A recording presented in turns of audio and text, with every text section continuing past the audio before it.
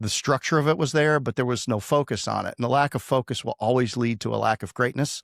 A lack of clarity of your focus will lead to a lack of greatness. So here's the decision I made. I decided to sell all of our company stores under the franchise model and burn the boats and give away 85% of our employees and a lot of our revenue. And it's called refranchising. Welcome to the Franchise Scale-Up Show, the go-to playbook for founders racing from 10 to 100 units. I'm Guy Coffey, franchisor, franchisee, and growth advisor. I know firsthand how fast this game moves and how quickly chaos can creep in. That's why each episode gives you the clarity, systems, and hard-won lessons you need to scale smart, protect your equity, and stay in control. You've got the vision. I'll help you build the infrastructure to match it. Let's dive in. Hello, and welcome to another edition of the Franchise Scale-Up Show with me, Guy Coffey, and a very special guest today, Mr. Jeff Dudan from Homefront Brands. Jeff is, of course, I only have people that I admire on this podcast, but Jeff is a special guest in the fact that he does a lot of the things that I'm like to do and I'm going down the path of, and he does it in a really good way. And I think he's a fantastic voice for franchising. So who is Jeff? He is the founder of Advanta Clean. He sold that. He's a CEO of Homefront Brands. He's an author. He's a speaker, franchise visionary, and host of a great podcast. Used to be called On the Homefront, and now it is called Unemployable. I got to get the story behind that title changed because I love it. But welcome to the show, Jeff. Guy, thank you so much for having me. Excited to be on. So basically what I heard you just say is, if it doesn't go well, people will never see this. That's right. Okay. Well, no pressure. No pressure for you. That's for sure with your history. So if you don't mind, I want to just dive right into this so people can get to know you and stay engaged with this episode, because I think anybody in franchising, particularly founders of emerging brands, will get a ton out of it, but also people in franchising from the franchisee side will as well, because this is kind of how things should be done and the approach that people should take. So my first question for you, Jeff, is in regards to Advanta Clean. You were a founder there, you sold. I would love to hear a little bit about that journey first and then go on to your platform. Absolutely.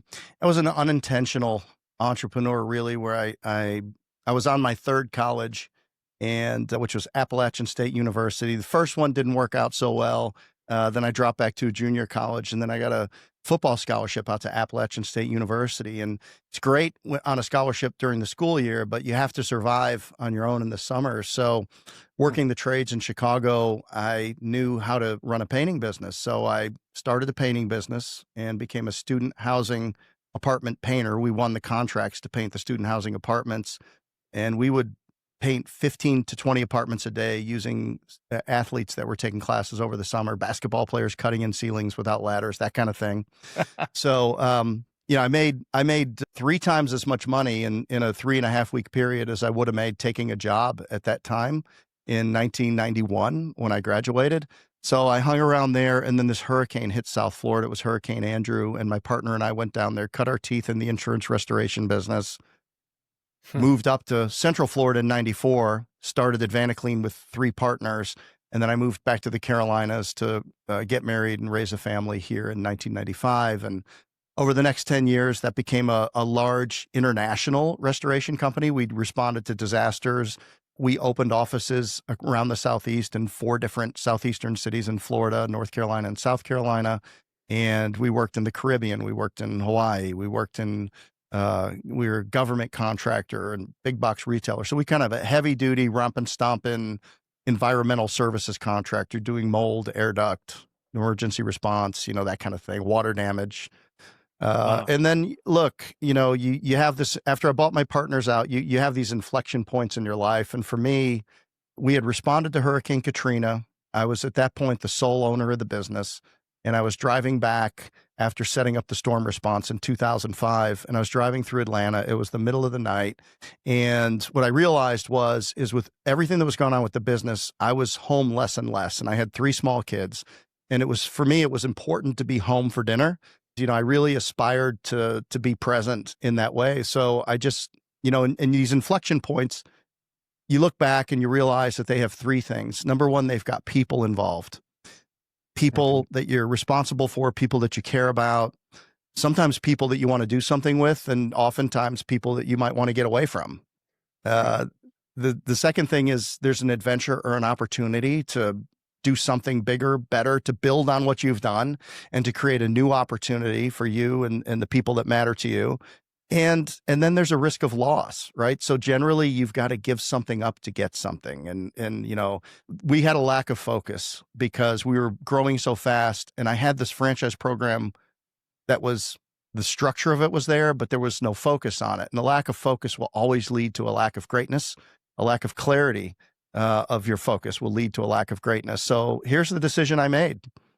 I decided to sell all of our company stores under the franchise model and burn the boats and give away 85% of our employees and a lot of our revenue. And it's called refranchising. So I refranchised our company stores in Orlando, Greenville, Spartanburg, South Carolina, Columbia, and Charlotte.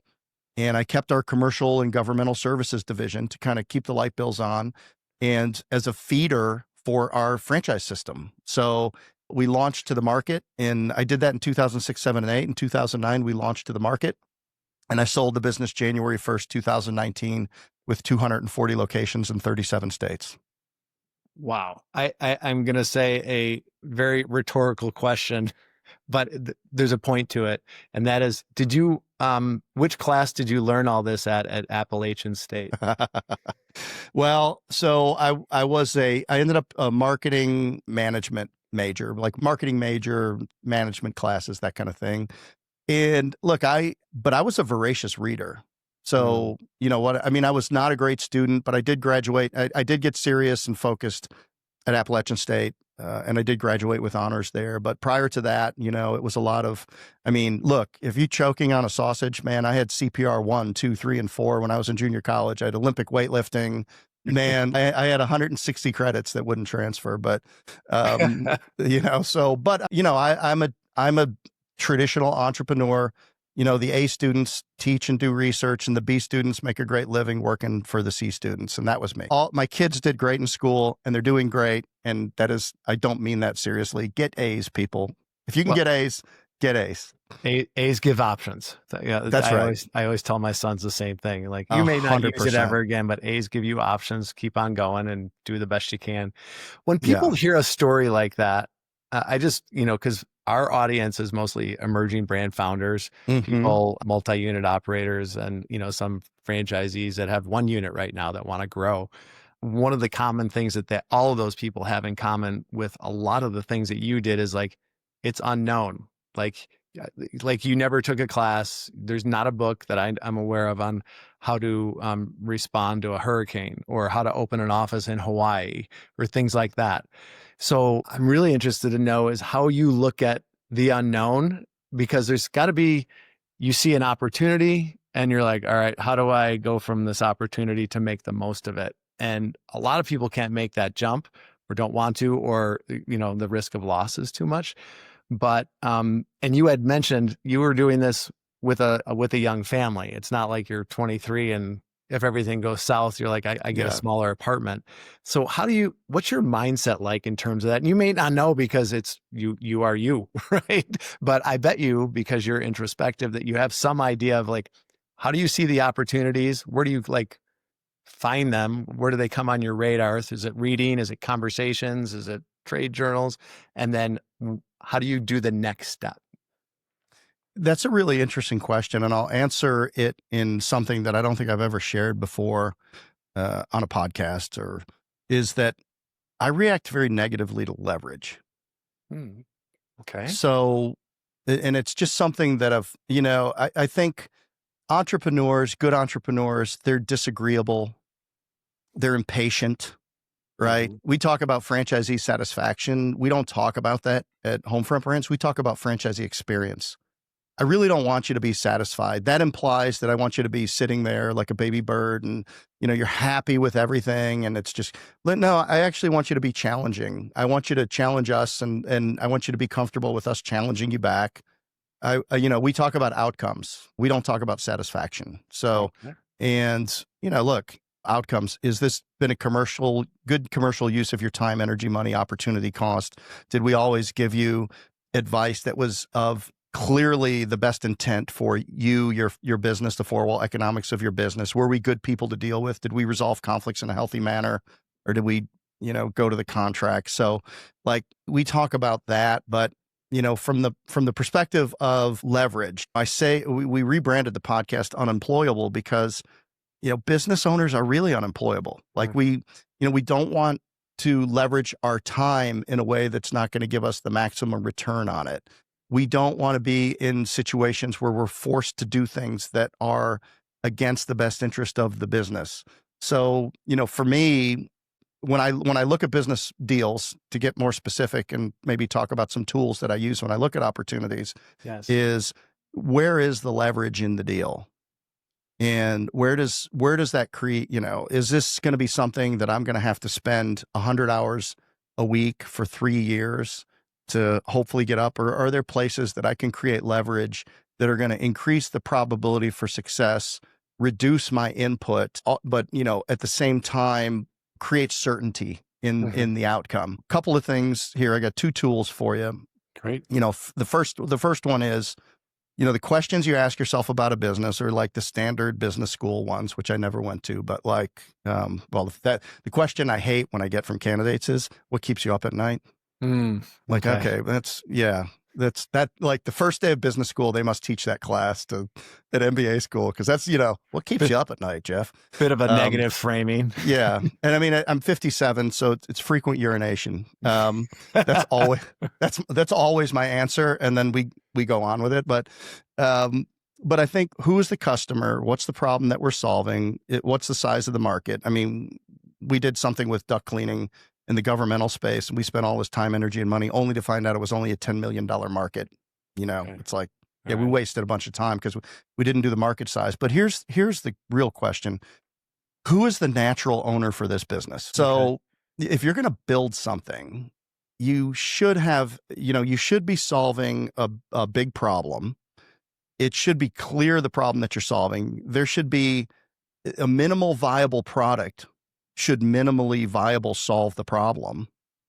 And then if you're successful in doing that and you can get the business to a certain point, who is the natural buyer for that business that can use now we have leverage because we've created this, but there's somebody that can take that business and win with it. Now, you might decide to keep the business, but at the end of the day, if you build the business into a market that nobody's going to want to buy the business, then you just bought yourself a nice job for a really, really long time. Right. So who's the natural? Yeah. And then here's the second. Now this comes down to people, right? Because businesses are really just people and math. People are the art and the math is the science, and the math is always the path to profitability.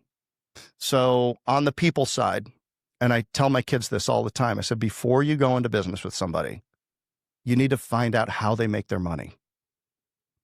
Okay. So think about this. Like, some people are transactors. So business brokers, stockbrokers, it's transactional. They want to get as many transactions in a day as they can. The relationship doesn't matter. It tallies at the end of the day, up or down, and it starts over the next day. And, there's transactional people. And if people are transactors, then you know what to expect from them.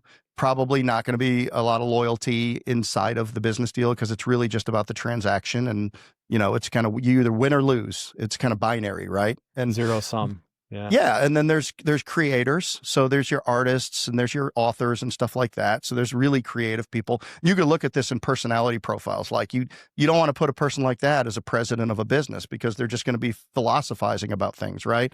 So if they're a creator and they're creative, or I've had some marketing people like that where I've gone into business with a marketing person, and man, they give the most eloquent 3-hour dissertation about marketing. They can't do anything they can't execute, right? It's just, they want to go right back to the philosophy of things.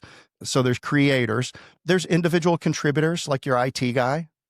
There's team contributors that make great managers and directors and people like that. But if they're a team contributor, then do you really want to go into business with this person? Because, everything, they're going to be looking for people to do it with, which is fine, but just knowing how people make their money, right?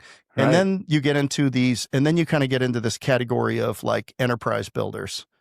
People that really want to build a quality asset, people that really want to solve a big problem, people that are thinking about scale, and they've got that engineering mind. So they're thinking about, okay, what's the quickest, most viable path to get there? So if you're dealing with somebody that's had a career and you can clearly see how they make their money, then you can anticipate how they're likely to behave going forward, and it can help you choose.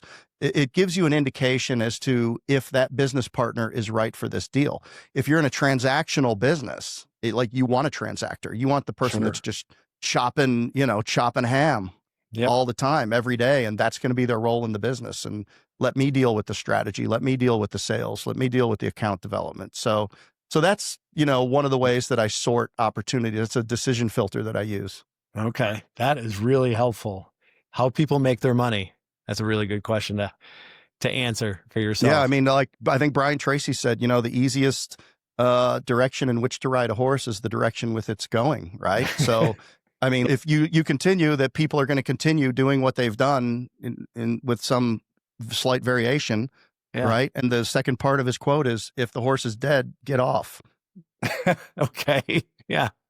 Good time. All right. Well, hey, thanks for that. That is a great tool for people. I think that's a great filter for people to have, whether it's franchisee selection, whether it's a business partner, when you're dealing with vendors and suppliers, what they're going to be like as well, because you're looking for someone to partner, someone more relationship based always helps, right? So I know that was the first question, but I've got two more things for you.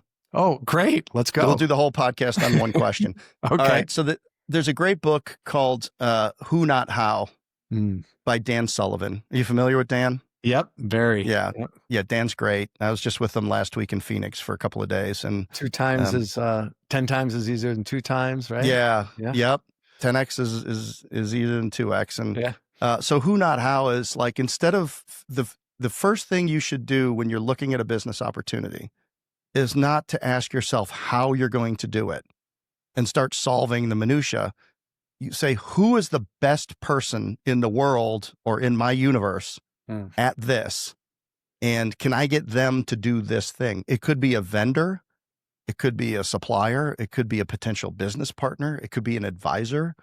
But at the end of the day, I mean, very, very few, there's 8 billion people on this planet. And I don't know when the last time an original idea was. I mean, somebody's done it. Yeah.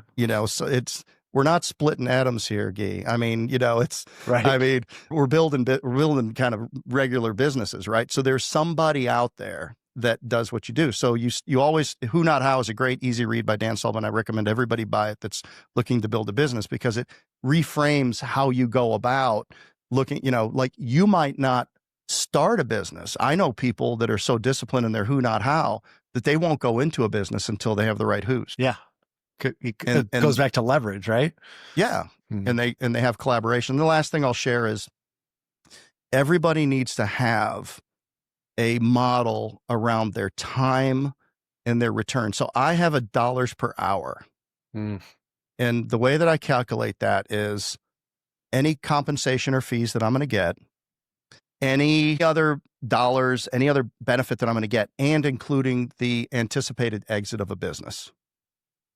All right. So if I know I'm going to spend 5 years in a project, and I think that, and I model it out, and I say, well, if we can get this business up to a $20 million exit, and, I'm this percentage of it, and I can get this along the way, then I know that I'm going to get X dollars per hour, right? So think about it. If you're, a lot of people out there, I mean, $100 an hour is $200,000 a year. Right. So to make $100 an hour, there is a million things that you could do, right? I mean, there's a lot of things you could do. To make $50 an hour, there's a lot of things you can do. To make $100 an hour. So I challenge our franchise owners. I say, if you wanted to make $100 an hour, if you want to make $200,000, let's say you're going to work 2,000 hours full-time in your business, and your business is going to do X dollars, have to do X dollars to generate the $200,000 owner's benefit back to you. Sure. Now, that doesn't include whatever they can sell that business for, but let's keep the math simple. Sure. And then I say, all right, what decisions would you have to make differently if you'd said that you have to make $500 an hour? Okay.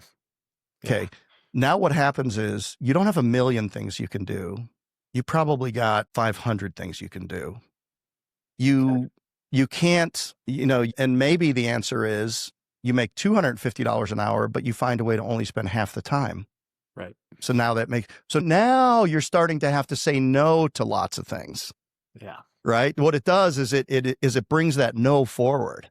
And so now you're like, all right, well, if I'm going to make $500 an hour up, including, the exit, and you got to be realistic with an exit, you got to be very conservative with that number, because you don't want to be working 100 hours a week in favor of something that never happens. Then you make $1 an hour. Right. Right. Yeah. So, but look, so, and then you get up to, I know a guy that won't do anything for less than $25,000 an hour. So if he coaches you, his businesses, he knows he has an academy and he invests in businesses and he does a lot online and this kind of stuff. But if you want this person to coach you for 1 year, it is 1 hour a month for $300,000. Okay. And people would tell you it's worth it. People that have done it would tell you it was worth it. Right. So, but he has to deliver that much value. So there's only a certain clientele that will do that. But that's kind of an extreme, right? But think about, as you go through your career and you're trying to sort opportunities, using that as a filter, or, you've built some great businesses and you've had a lot of businesses, and, you can look at it and maybe you go back at Frenchies and you figure out how many hours you had. Yep. And then total compensation lifetime plus exit. And you say, what did I make? And I did that with Advanta Clean. And, I was like, oh yeah, I was like, okay, well, I made this much an hour, based on, the time that I invested in it. And so then I use that going forward as to kind of help me decide what's in and what's out in my business life. Right. Because you had a lot of opportunities coming towards you and you had to choose them. But it's also, what you're saying is a great filter, so that you're not spending time on things that are potentially, even if they work out well, they're low value. They're not going to return what you need. And if your goal is X, you can't be doing things that aren't going to get you there, no matter how hard you work or how much you work, that's that bringing the no forward line. I like that line, actually. Yeah. And look, I'm not about absolute dollars in my life. I don't need to die with a certain amount of dollars, because there's other things in my life that I value much more than money. Sure. Yeah. But that's just for the business. But what that does is it buys back your time, right? Yep. It's like, okay, well, I'm only going to do these things, and then I can buy back my time to invest in other ways.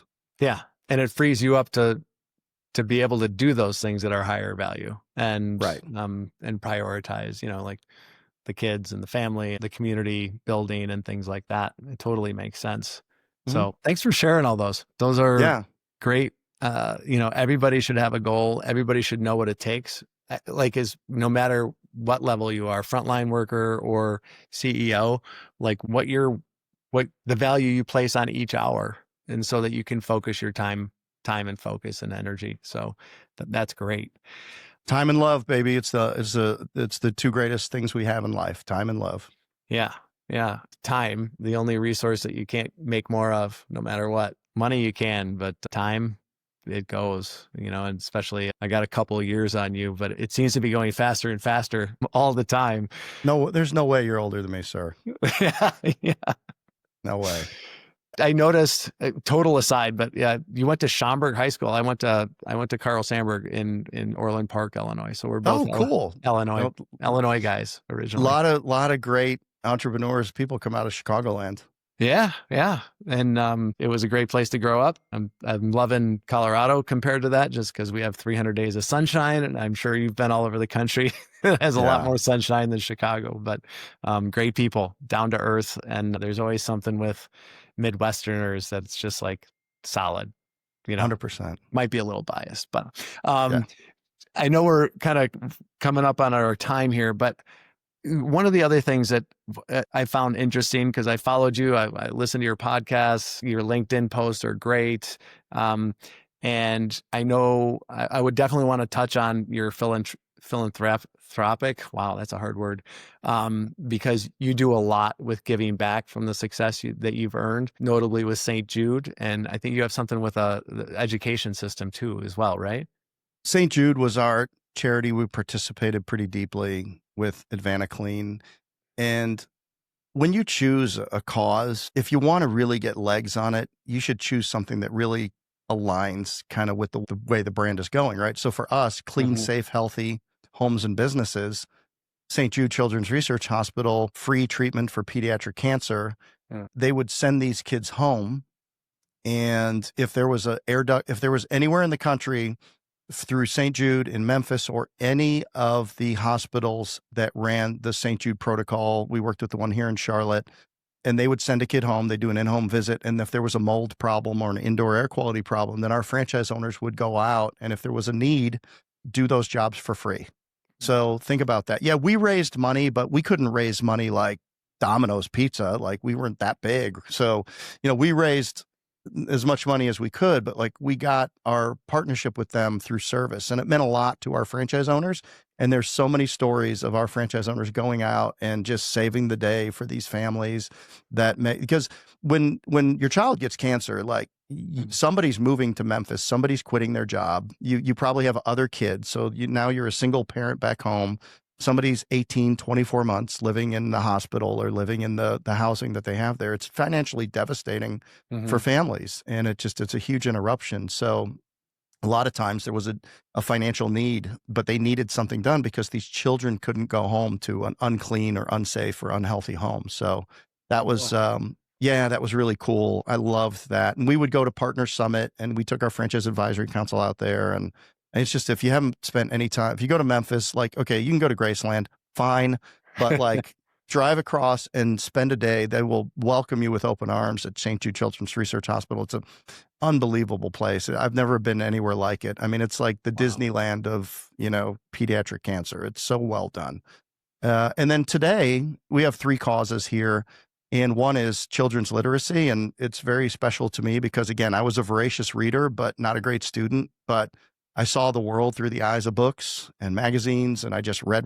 My daughter is she's in law school. She's a voracious reader. All my kids read, but like my daughter was like, she read glossaries, this girl. So we partnered with Ben and Candy Carson, Dr. Benjamin Carson, the pediatric neurologist, surgeon, and him and his wife created Carson Scholars Fund some 20 plus years ago. And one of the things they do is they build reading rooms in schools. And so for $20,000, it might be more than that now. I think it might be 25 or 30, but for some amount of money, they have a program, and they've built over 300 of these reading rooms across the country. And so we are committed to build 2 of these reading rooms a year through Homefront Brands, and our franchise owners aspire to build these reading rooms in their towns. So you basically go to a school that might be underfunded or, have an opportunity, and they convert a large space and they furnish it and they load it up with books and programs and all of the good type stuff that that the kids need. So it's just a great, safe place that they can go and be comfortable and just explore all kinds of books and things like that. So that's our charity there. And then the other thing we do is with a charity called Operation Homefront for transitioning military veterans and their spouses and their families. That charity, Operation Homefront, you've probably never heard of them. They raised $141 million last year, and all of the money is a huge percentage of it goes to where it's supposed to go to. They don't advertise. It's run by a brigadier general, and we're partnered with them. So we do events at our homecoming event where we do a lot of, canned goods and all, like we pack up all the stuff. And we also kind of go dollar for dollar there. And then we also use in our call center, there's a company called Instant Teams, and they use spouses of active military people who struggle to get full-time employment because they move around so much. Okay. And they're highly educated and they're great. And so 2/3 of our call center is staffed with Instant Teams people, which is another way for us to support our military veterans, people that have served us. Jeez. Those stories are amazing, Jeff. I mean, I saw it on the surface, but the story behind them is even more impactful. Thanks for doing that. I always tell my sons and anybody else that they have to listen to me, but other people that will listen is like, you have no idea like how much great comes from people being successful because they have the time and the resources and the desire to give back because they're so grateful for their success. And you and your team are the epitome of that. So thanks for doing that. At the end of these, I usually ask people for a book recommendation, but you've already given us a book recommendation. And I want to make sure that if someone is interested in franchising, and they're like, wow, I want to be in this guy's sphere somehow, some way. What are the Homefront brands right now? And if you could just tell us a little bit about that, and then, any trends that you see in franchising or just in general that you think it'd be great for people to get out ahead of, because all that reading and industry knowledge and everything that you're doing, would love to get a glimpse into like, what are you seeing that maybe it's around the corner for us? But first, just a little bit on the Homefront brands. Yeah, thank you. We have 5 brands. We have Top Rail Fence, which is a typical fence gate business, so residential, commercial, agricultural fencing. We have Window Hero, which is an exterior building washing business. We use drones for commercial building cleaning. It's very cool. And we also do residential services, house washing, gutter cleaning, window cleaning. We have the Designery, kitchen, bath, and closet, which is just what it sounds like. But it is the one business we have that has a retail location. It's kind of like a high finish Apple store feel, with video design and 3D headsets where you can look at your designs as you're building them. So cool stuff like that. Mm-hmm. Then we have Roof Scientist, which is a roof replacement and repair business, but we also have a proprietary resin system. So it's basically a coating system where you don't have to replace your roof. You can use this application, and we're very excited about that Roof Scientist business. We think it's going to go really, really fast. We think it's a great offering for everybody. And then we have a B2B offering called Temporary Wall Systems, which is a high-end rentable containment system that you would see in airports, those white walls that you see around construction sites and things like that. We're very heavy in medical. We're very heavy in retail as well. So Temporary Wall Systems, another great business. We have been so fortunate with our franchise owners. Our franchise owners are amazing. They're collaborative. We have a large number of high net worth, sophisticated people that have been business owners before or operate other businesses, and they're looking to add to their portfolio with a Homefront brand. And these are all high quality businesses that have real potential for people like that. They're the businesses that people like that are looking for. Wow. That's great. What a great offering. And then this is going to be maybe too broad of a question, but I'm going to put you on the spot really quickly. So I imagine, based on your history, a founder, you had a franchise development company, you're well known, you're probably seeing deals all the time. Are you asking me if I'm running for president? The answer's well, you and Ben Carson, right? Like I did go through the process to be an ambassador to a foreign country, but I didn't make it very far. Really? Okay. I had to pull out. You have to move. Yeah, it's important. Yeah. They like you in country when you're an ambassador for it. But how cool. It was fascinating. It was fascinating. But yeah, I bet. I decided to do this Homefront brands thing instead. Right. Well, franchising's happy. Franchising won. But when you're looking at a deal, what's more important, number of units or you liking the founder? Neither. Ah, okay. The unit economics of the business. Does the business have the characteristics that we're looking for? What are the unit economics? What does the supply chain look like? Can we optimize the supply chain to find more money for the franchisees? Does it have both commercial and residential opportunity, which we view as a positive in most of our brands, because we want to make sure that we can raise average ticket size through these commercial opportunities. If you can blend big, higher margin, higher absolute dollar jobs in with routine residential services and things like that. So we look for things like that. We've been very fortunate that we had a first to market with Temporary Walls, which has been very fortunate. And then fast followers in terms of our Top Rail Fence, followed right behind Superior Fence. Okay. And then, Designery and Roof Scientist are large ticket items. And then the nice thing about Window Hero is just it does not have a lot of supply cost in it or whatever. So, it's a labor model, but it's so all of the businesses are different, but they all have characteristics that we like. And at the end of the day, and we've seen it, there's over 400 actively growing franchise brands, and there's a lot of people that know how to shine them up and get them out there and get people in them. These businesses need to perform because you can get them out there for a while, but if they don't perform, then, you're really going to be spending a lot of time and a lot of energy and a lot of money. And So really what it comes down to is there a path to profitability? And it might be, I mean, some of our businesses are long to revenue.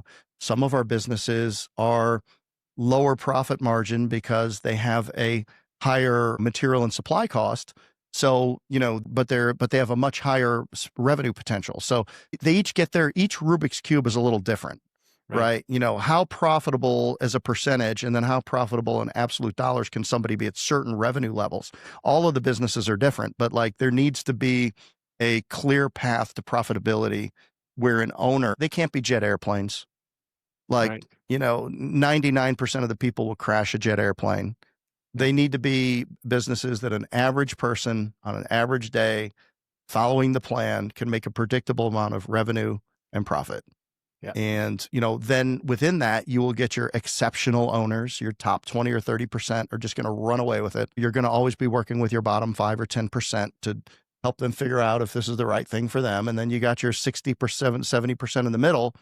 And for them, what you need to do is, I explain it to them. I say, look, you're in the middle of a hill and you're walking and you're in an intersecting path, and you come to this path and you look up the hill to the left, and there's a bunch of people up there that are doing what you wanted to do when you got into this. And then you look down at the bottom of the hill, and then there's some people that are just kind of spinning themselves into the ground, and you have a choice as to where you put your eyes. And wherever you put there's this football thing, okay, about getting dirty eyes. If you're playing defense and you're playing man to man and you look in the backfield, you're looking somewhere where you're not supposed to, you get dirty eyes, that receiver's gone. Same thing if you're a linebacker and you're reading keys. I mean, in a linebacker, you're basically reading through the guards to the near back, and you're reading in that instant quickly. And if you look at the wrong thing, you will be late, you'll be in the wrong place, you'll be swept up in the wash, right? So part of being a good business owner is not getting dirty eyes. And it's about, are you burning 60% of your battery, your will, your dopamine before 8 o'clock by scrolling 2 hours of TikTok? Or are you doing a journal? Are you reading a book? Are you reviewing your numbers? Are you doing the things that you need to do, right? So much of our success in life is the things we do when nobody's looking. We get rewarded in public for the things that we do in private, and the music is kind of made between the notes. When you see somebody on Sunday, scoring a touchdown for an NFL football team, and they've got 1,000 days of torturous work to lead up to that 8-second, wow, that guy's good, right? Yeah. And it's the same thing with business. And that's my book, Discernment, the Business Athlete's Regimen for a Great Life Through Better Decisions, is, I was a college football player, 360 days a year, 2-a-days, weightlifting, sprints, catching 1,000 passes on Wednesday, Thursday, Friday, all for that 8 seconds where the ball's up in the back of the end zone and you've got to try to make that play. And then you get business owners that join a franchise and they put their money down and they show up, but they don't even watch the videos. Right. It's like, man, like, how hard are you willing to train to be who you need to be successful in this business? Right. It's just not going to happen for you. So it's small business. There's no way around it. You got to train. You got to train your mind. You got to train your body. You got to show up. So anyway, I don't remember what the question was, but there was 6 or 7. There's 6 or 7 answers for you. There you go. Well, and the takeaway from that is it's like where you look is probably where you're going to go, so you can 100%. You can focus on what's going wrong with other people in the system, people that are doing at the same level as you or lower, or you can look at the ones that are top performers and be like, all right.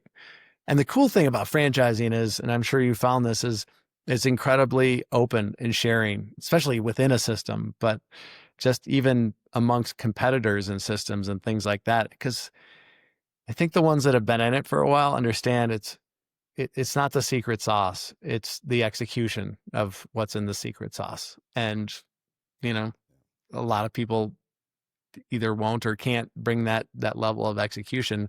But I think anybody that's looking at the right thing and pointing the finger at themselves rather than outward is like, what can I do better today? What am I going to move here? They tend to do well in systems that are performing well. I'm always like, hey, if there's even a handful of people performing well in a system, it means it's possible. let's go. Let's focus on what they're doing and what the system's recommending. So Jeff, this has been wonderful. I really appreciate all the wisdom that you shared, your story, the outcome of the story on how that's affecting people that aren't as in greater positions as some other people. The outcome of that is bigger than Jeff's big boat and, and things like that. It's like, no, it's affecting communities and families. And it's wonderful to hear. It's just a good reminder of this model and how good it is. And just really appreciate you sharing the story and the wisdom. So thanks for being on the show. It's been a pleasure and an honor. Thank you so much. All right. Take care. That wraps up today's episode of the Franchise Scaleup Show. If this gave you a strategy you can put into play, please share it with one founder who needs the help. You might save them months of pain. If you're ready to go deeper, whether it's building your support infrastructure, accelerating territory sales, or preparing for private equity, go to guycoffey.com. That's GUYCOFFEY, and book a free franchise growth strategy call. I only partner with founders who are committed to scaling without losing control. If that's you, I'd love to connect. Until next time, protect your vision, move fast, and scale smart. I'm Guy Coffey. Talk soon.